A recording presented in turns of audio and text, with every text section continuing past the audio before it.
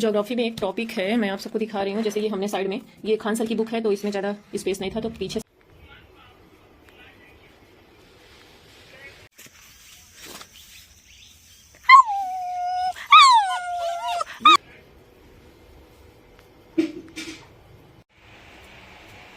मकर रेखा हो गई। लिम्पोपो नदी जो है वो मकर रेखा को 2 बार काटती है, अफ्रीका में काटती है। तो ये सब आना चाहिए, बहुत इंपॉर्टेंट होता है। कभी कभी पूछ लेता है कौन सी नदी किस जगह से, कौन से शहर से निकल रही है, कौन सी पहाड़ी से निकल रही है।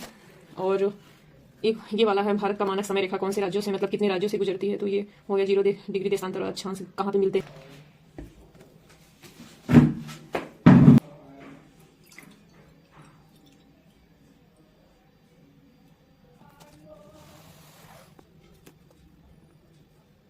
यह नदी कहाँ से, किस पर्वत से निकलती है और कहाँ पे गिरती है, तो उसमें 4 ऑप्शन दे सकते हैं।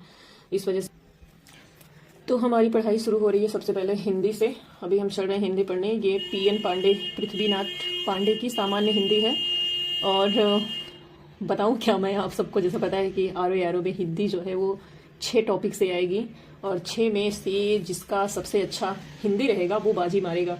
क्योंकि यार मायने रखता है कि मतलब 6 टॉपिक्स में से और 60 क्वेश्चन की हिंदी आएगी, और जिसकी हिंदी अच्छी रहेगी एक अहम भूमिका निभा रहा है। हिंदी अपने आप में आपको सिलेक्शन के नज़दीक ले जाता है, कोई छोटी बात नहीं है। GS मान लो 140 का आएगा, 140 का, तो ऐसा नहीं है कि सभी के सभी उसको कर लेंगे। कुछ इजी टू मॉडरेट भी रहेंगे, कुछ मॉडरेट टू इजी, कुछ नॉर्मल भी क्वेश्चन मीडियम टू हाई भी रहेंगे। और अगर मान लो अगर पेपर का लेवल बहुत हाई होता भी है तो कोई गारंटी नहीं है कि हाँ सभी कर लेंगे, ऐसा नहीं है। कुछ लोग सभी क्वेश्चन अटेम्प्ट करेंगे, कुछ लोग कुछ छोड़ेंगे। 140 में से तो 100 के आसपास में तो सभी टच करेंगे, लेकिन उसके बाद जो है वो कोई नहीं कर पाएगा। अगर कोई हार्ड आता है तो वो सबके लिए आएगा, तो वो आपके लिए ही, ऐसा नहीं है कि सिर्फ आपके लिए ही होगा। तो इस वजह से अगर मार्क्स को प्लस पॉइंट में करना है तो हिंदी को बहुत ध्यान में देना है।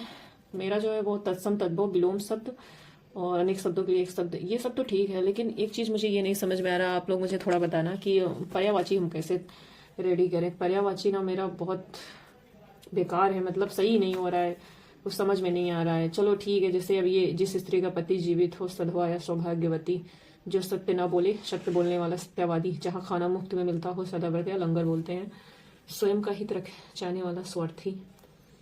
खैर अब तो डेट आ ही गई है, 27 जुलाई को है, अभी बहुत टाइम है। बहुत चाहे तो हम मतलब बहुत कुछ उसमें तैयार कर सकते हैं, ऐसा नहीं है कि कुछ नहीं हो सकता। होने को तो बहुत कुछ हो सकता है। यहाँ लोग 12-12 घंटे में यहाँ UPSC निकाल देते हैं, 2 पढ़ने वाले 2 या 3 महीने में। तो ये तो RO है, कोई दिक्कत नहीं है, पढ़ा जाएगा। बस आज से, अभी से, जब से जागो तभी से सवेरा, तो पढ़ते रहो जो भी हो,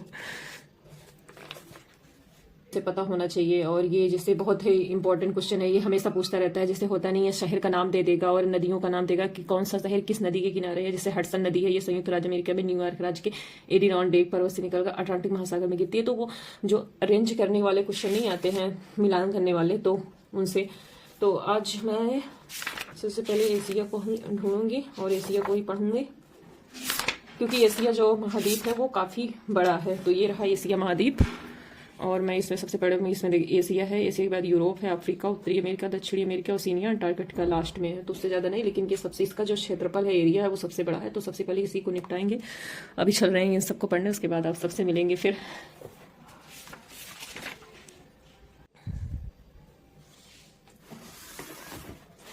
ज्योग्राफी का क्या स्ट्रेटेजी है मैं आप सबको बताऊं तो ज्योग्राफी में मैंने ना, जैसे ये वर्ड ज्योग्राफी हुआ, तो वर्ड ज्योग्राफी में जो कॉन्टिनेंट हैं या फिर महासागर हैं, तो मैं ना उन सबको एक एक को लेके चल रही हूँ। जैसे मुझे अभी मान लो कॉन्टिनेंट, एशिया कॉन्टिनेंट पढ़ना है, तो मैं एशिया के बारे में सारा सब कुछ, उसमें कितने देश हैं, कौन सी नदी है, और नदी पे कहाँ पे गिरती है, और क्या उसकी भौगोलिक क्षेत्र, क्या विशेषताएं हैं उस समय, तो एक एक चीज को मैं लेके चलूंगी। क्योंकि एक साथ सबको लेके चलना वो ठीक नहीं रहेगा, तो एक एक को हम अगर लेके चलेंगे तो एक एक हमारा तैयार होता जाएगा। आप एशिया हो जाएगा, एशिया के बाद फिर हम पढ़ेंगे अफ्रीका को, अफ्रीका के बारे में सेम ऐसे ही पढ़ेंगे।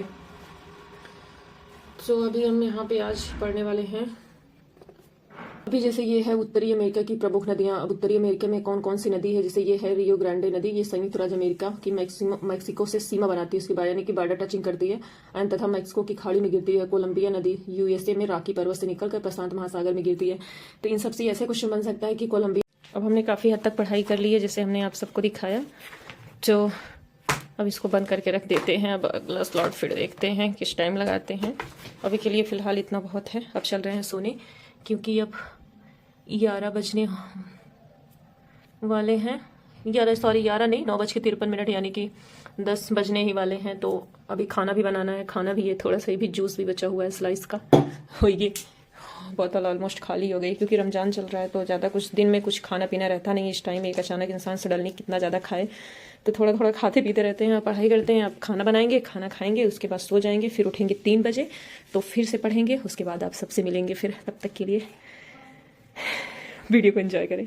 ज्योग्राफी में एक टॉपिक है, मैं आप सबको दिखा रही हूँ। जैसे ये हमने साइड में, ये खान सर की बुक है तो इसमें ज़्यादा स्पेस नहीं था, तो पीछे साइड हमने एक, देखिए ये बहुत ही इंपॉर्टेंट है। ये हमेशा हर एग्जाम में पूछा जाता है कि ये जो 0 डिग्री रेखा है, विषुवत रेखा, यानी कि ये किस किस महासागर से, कौन से महाद्वीप से और किस देश से होकर गुजरती है। तो ये 0 डिग्री हो गई, ये मकर रेखा हो गई, ये कर्क रेखा हो गई। तो ये सब मतलब कौन सी नदी है, किस नदी को काटती, कौन सी नदियां इसको काटती, कौन से देश पड़ते हैं और कौन कौन से महासागर पड़ते हैं। और भारत की बात करें तो भारत की कौन कौन से राज्य से निकलती है, तो जैसे भारत के 8 राज्यों से निकलती है ये। और सभी की ट्रिक्स हमने लिखी हुई हैं, किस किस देश से ये निकलती है। तो इससे क्या होता है, बहुत आसानी हो जाती है, पढ़ने में दिक्कत नहीं होती है। आप लोग भी ऐसे लिख लीजिए, ये बहुत है, मतलब हमेशा इससे क्वेश्चन आता ही आता है। जैसे अब अफ्रीका महाद्वीप में विक्टोरिया झील के पास से ये गुजरती है, ठीक। कांगो नदी जो है 0 डिग्री को 2 बार काटती है, उल्टे वी आकार की आकृति में काटती है ये। और ये देखो यहाँ पे, अब जैसे ये मकर रेखा हो गई, लिम्पोपो नदी जो है वो मकर रेखा को 2 बार काटती है, अफ्रीका में काटती है।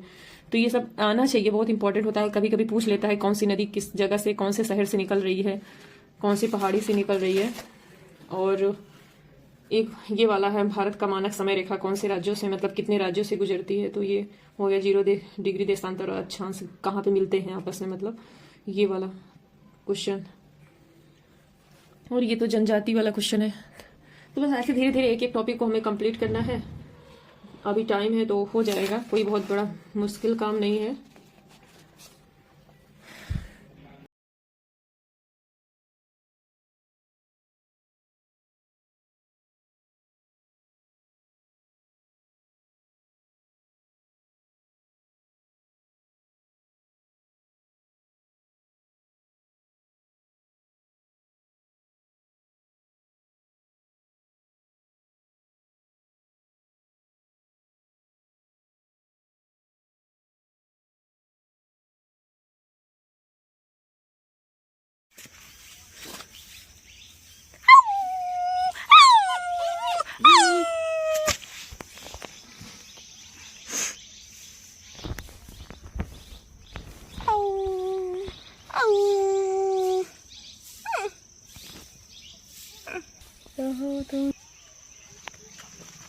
টমি গোলা গলেছি